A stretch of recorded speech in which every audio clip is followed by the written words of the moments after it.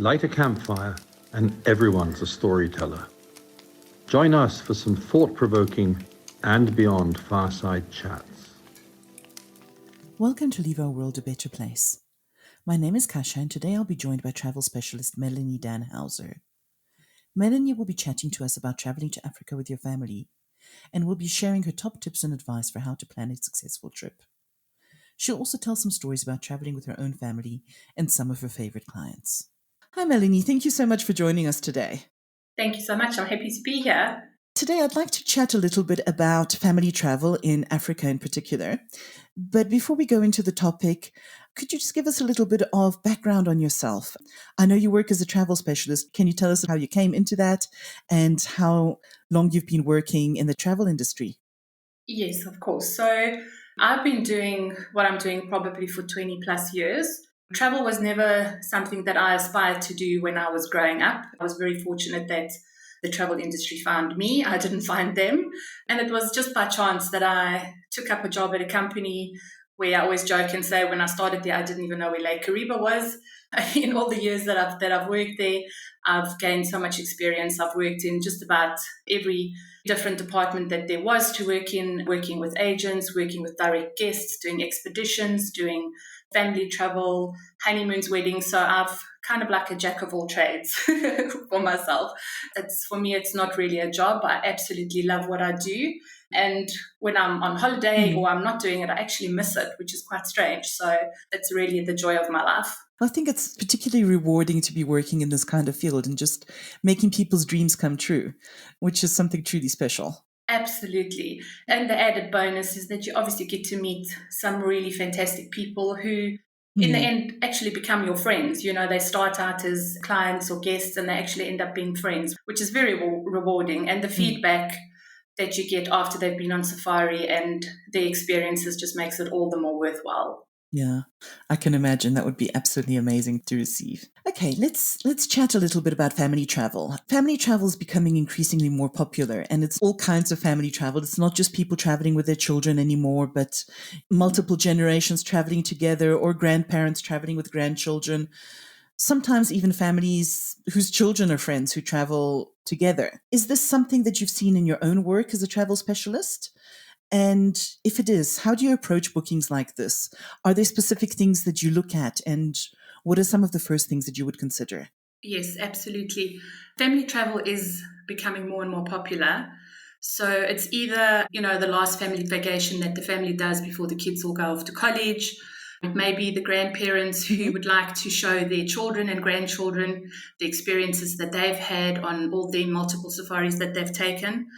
But what I found, which is becoming a lot more popular lately, is families just wanting to connect and spend some time together, with no distractions from the outside world. I always love a quote from a very popular travel novelist who always said that in an age of distraction, nothing can feel more luxurious than paying attention. That is why a safari is such a wonderful way for families to break out of their comfort zone, to find out a bit more about themselves, to relax, to be inspired, and to fulfill their sense of adventure.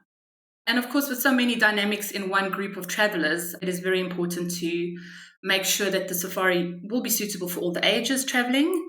And that is obviously one of the first things to consider. That would be the ages of the children, the mobility of perhaps the grandparents, what animals they wanted to see, and when they wanted to travel. You sometimes find that some guests like to do a lot in a short period of time, so they want to pack in all their adventure and do as much as possible, whereas others like to relax a little bit and take more time to savor the experience. So as a travel specialist, it's very important to spend some time just listening to what they want to get out their safari. And then you work around that to create the best possible itinerary and the best adventure that would work for the whole family. Okay. So it's really important to sort of do that background work before you even start looking at things like destination. Absolutely. Because some areas are just better suited for families, and talking to them and getting an idea of what their wish list is and what they want to get out of the safari gives me a better idea of how to present the best possible option for them. I know for a lot of people, there's a misconception that Africa can be quite scary if you're traveling with your family, especially if it's young children, and especially if it's parents or grandparents who've never been to Africa before that are setting up the trip. Is this really the case? Is it really more challenging than any other destination? Or what are some of the things that you can do or plan for to make the trip easier, even if the children are quite young? Yes, no, traveling to Africa with kids is really not as daunting as it may seem. It does involve a little bit more planning, but really the end result is so much more rewarding. There's just so much to offer in Africa that there's really no chance for the children to ever get bored. It's very important to specifically consider the children when you create the itinerary.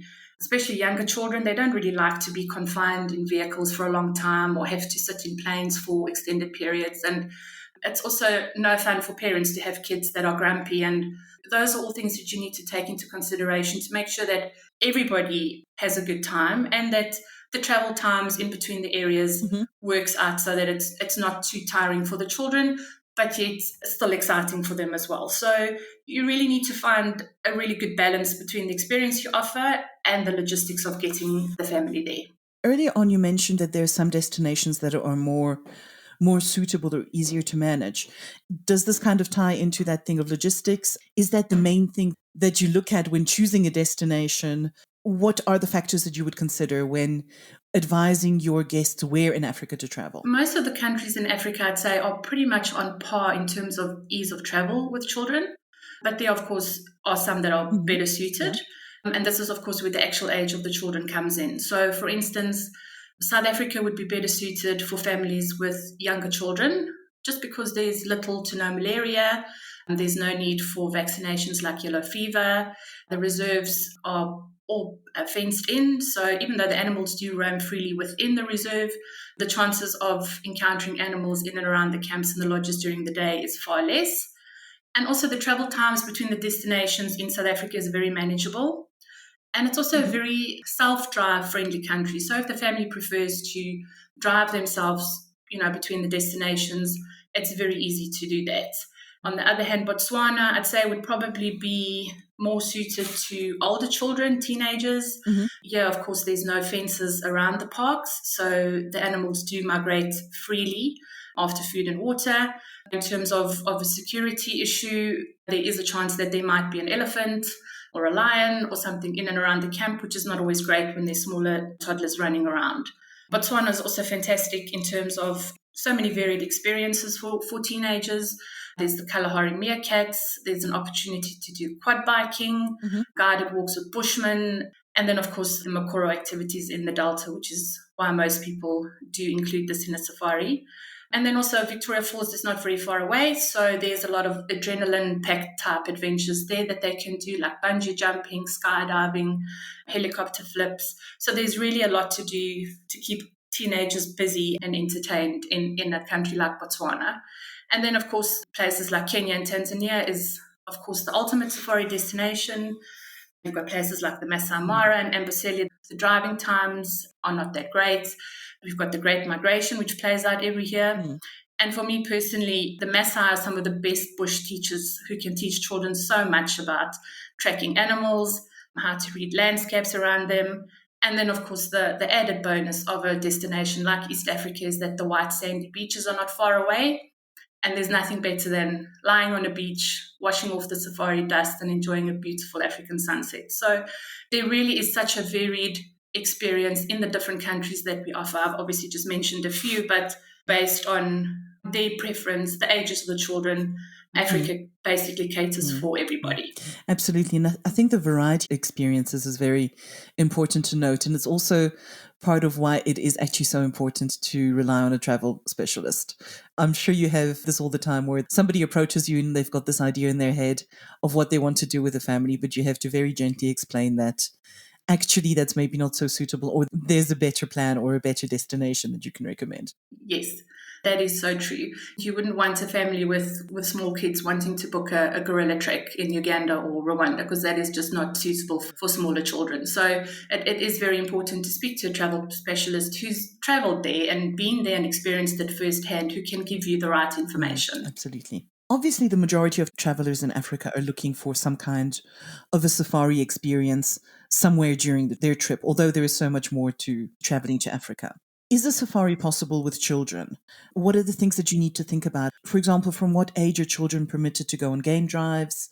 If they're not permitted or they're too young to go to game drives, what are the options for parents? What are those kinds of issues that you think about? So we welcome children of all ages at our lodges and camps, but there are, of course, restrictions. For instance, children 5 years and younger are not allowed on scheduled game drives. This is just because obviously there would be other guests on the vehicle, and those game drives can be quite long. So they might sometimes be out for 3 to 4 hours at a time, which might not be suitable for younger children. It's also very important for the children to be able to take guidance from the ranger if they are told not to make any noise when we do come across a sighting.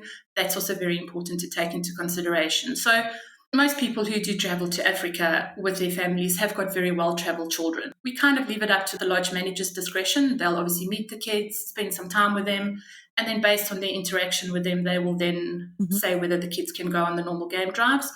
If this is not possible, we do have the option of offering shorter private game drives where the parents and the kids can go out together. They can stay out for as long or short as they like, and it just makes it a little bit less stressful on the parents as well because they don't have any other people on the vehicle that they need to take into consideration. We also have really well-trained childminders. So on the instance where the parents maybe wanted to go out on a game drive themselves, they can do that and know that their kids are taken care of at the lodge with staff that absolutely love having kids in camp and do really, really great activities to keep them occupied. Even though there are some restrictions, it doesn't really impact on the children that much because they get entertained and looked after, and there is the option for them to do shorter game drives as well. So another benefit to parents who want to ensure that their children get the most out of the safari and that they do as much as possible as a family would be a private vehicle or maybe even a private villa or some kind of sole use property. Yes, that's right.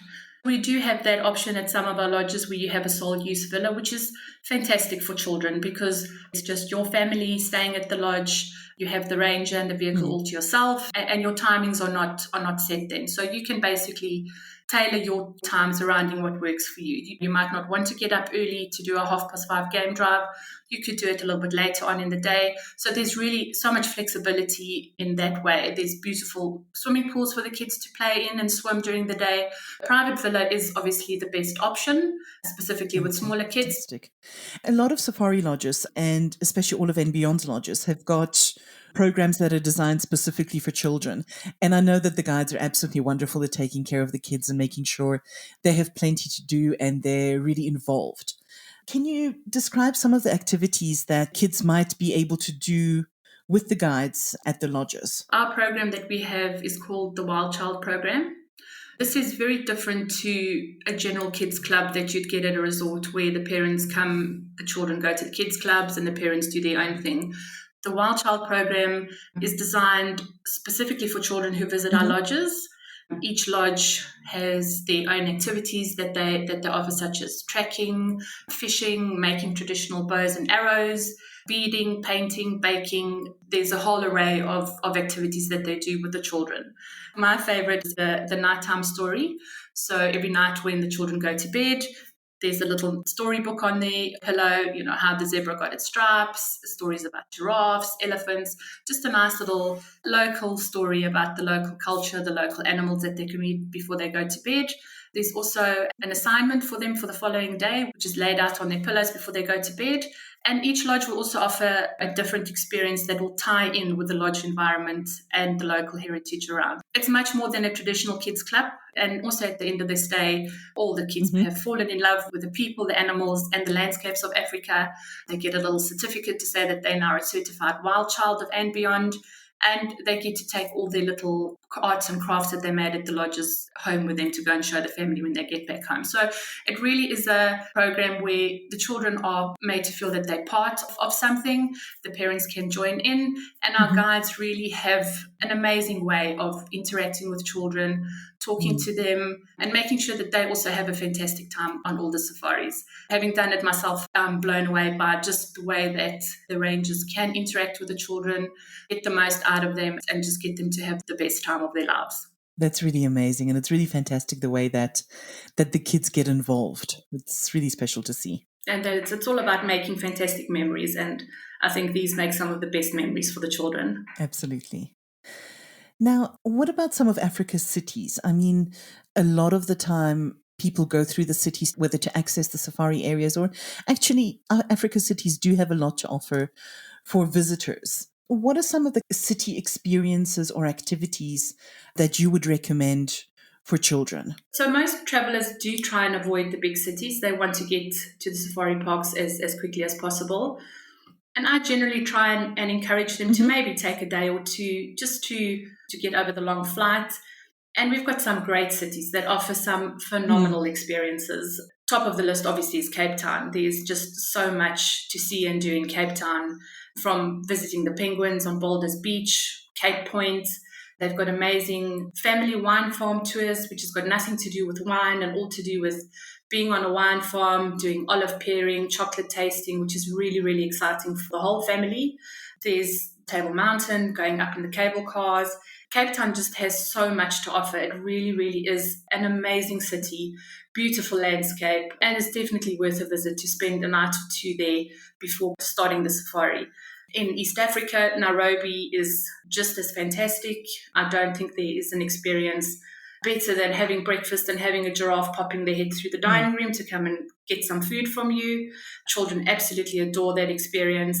There's the Sheldrick Elephant Sanctuary, where they can adopt an orphaned elephant and they get updated throughout the year of the adventures that their elephant gets up to, which is really, really great. So most people try and avoid it, but there really is so much to do in cities. I mean, there's Durban, which has got one of the best aquariums in South Africa, in my opinion. There's the Moses Mabhida Stadium, which you can do a swing from the top of. Before you really get into the bush and experience the safari, there is a lot to do in the cities beforehand. For older guests who are more interested in the heritage of South Africa, most people try and avoid Johannesburg like the plague, but Johannesburg has some really, really exciting adventures to offer too. If they're interested in the history of South Africa, as I said, there's the Apartheid Museum. You can take a guided tour into Soweto and have some lunch at a local tavern, which are all really different experiences that take us out of their comfort zone, but really is so exciting and fulfilling that it's something that they remember for the rest of their lives. Mm-hmm. Yeah, so it's really worth actually taking the time, slow down a little bit, don't push the voyage so much, and just enjoy the process. Exactly. And as I said, early on when I was talking about a self-drive, that's what Cape Town is all about. There's so much to do on a garden route tour from Cape Town all the way up to Port Elizabeth. If your timing is right, you might get to see the southern right whales that come into Hermanus once a year. There's beautiful little coastal towns, arty towns like Knysna, beautiful beach destinations like Plettenberg Bay. There's the Tsitsikamma Forest, Storms River. There's really so much to do. You could really come to Africa for a month and not run out of anything to do. Absolutely. Okay, now given all the wide variety of things that there are to do in Africa, I'm sure this is a question that you get asked all of the time. Is there a best time of year to travel to Africa as a family? The best time to travel to Africa is traditionally the winter months, which is June, July, and August. This is also when most of the schools are on holiday, so it really makes it very easy to plan a family holiday. Having said that, I'd say probably Kenya, Tanzania, and South Africa are all year-round destinations, and the best times would be June to October for South Africa. December and February are also excellent times to visit these countries, but most guests who come on safari would want to see the Great Migration, which happens yearly, but there obviously are different times that you get to see the migration. So if you wanted to have the opportunity of seeing an actual crossing where they cross the river, that would be around about July, August. But you get to see them in the Ndutu area in about the January, February, March area where they have their babies. So that's also a great time to go when they're not actually moving. So every month has got a different time and a different place where it would be a good opportunity to have a safari. So again, that's where talking to the guests, finding out what their time frame is, what they want to see, you can then tailor make the best opportunity for them to go. So they might not have a specific country in mind. They might be easy to say, well, we don't really mind where we want to go. We just want to go on safari. And that helps that there's different times that are better. But for a safari, I don't think there's any time that there's not a good time to go on safari.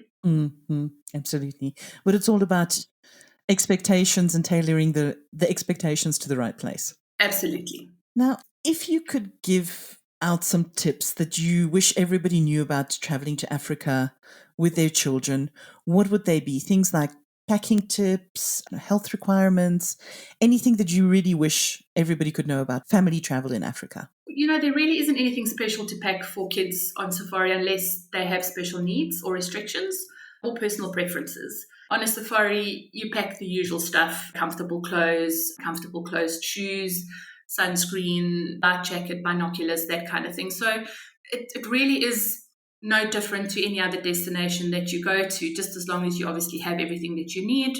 As most of the safari areas are close to big cities, if there's anything that you've forgotten, it's not a problem to get it.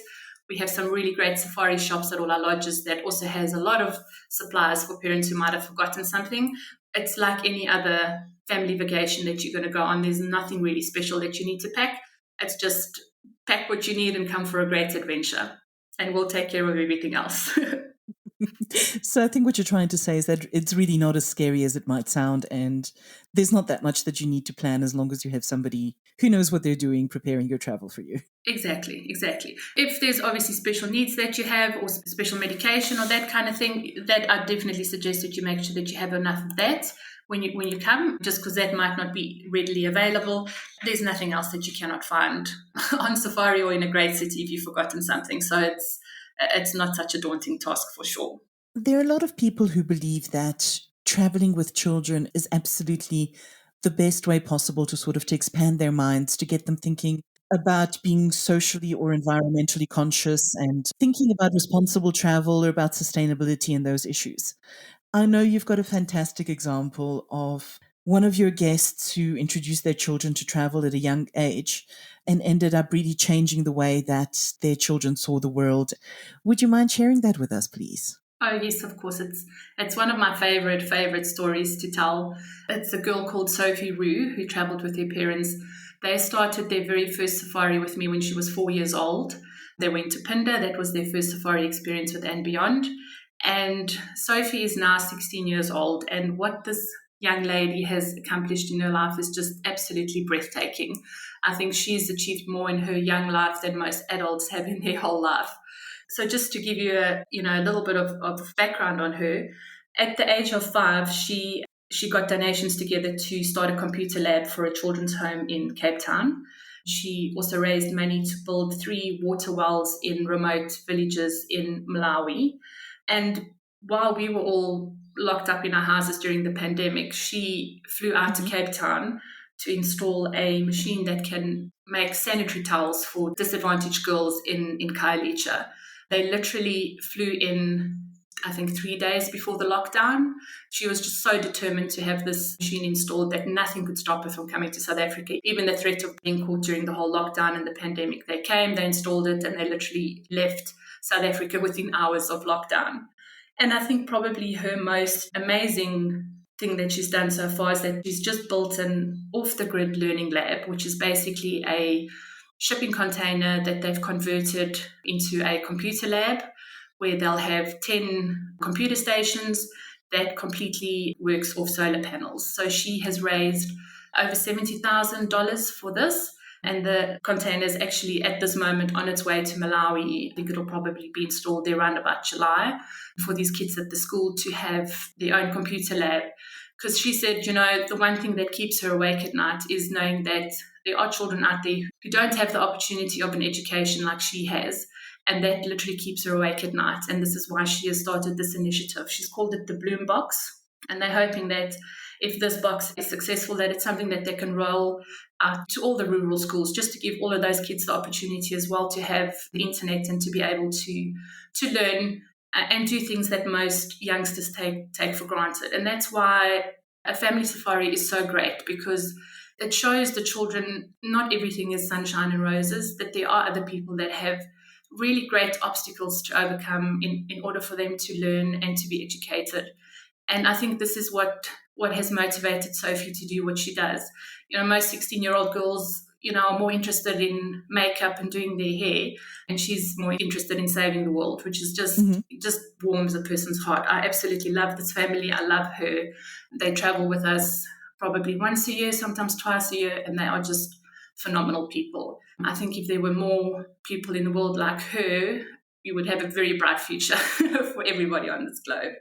It's not just Sophie. I mean, there are so many stories of children who go on safari, and it just absolutely changes their lives. I mean, my favorite is one that's very close to me, is my adopted nephew. His 11-year-old little boy. His name is Joel, and he's also absolutely obsessed with being everything that's safari related. He knows every bird that there is. He's devoured every eco guide book that we've had, and he's actually even started taking Spanish, because he wants to be a safari guide and be able to conduct safaris in Spanish. And I mean, that's just phenomenal.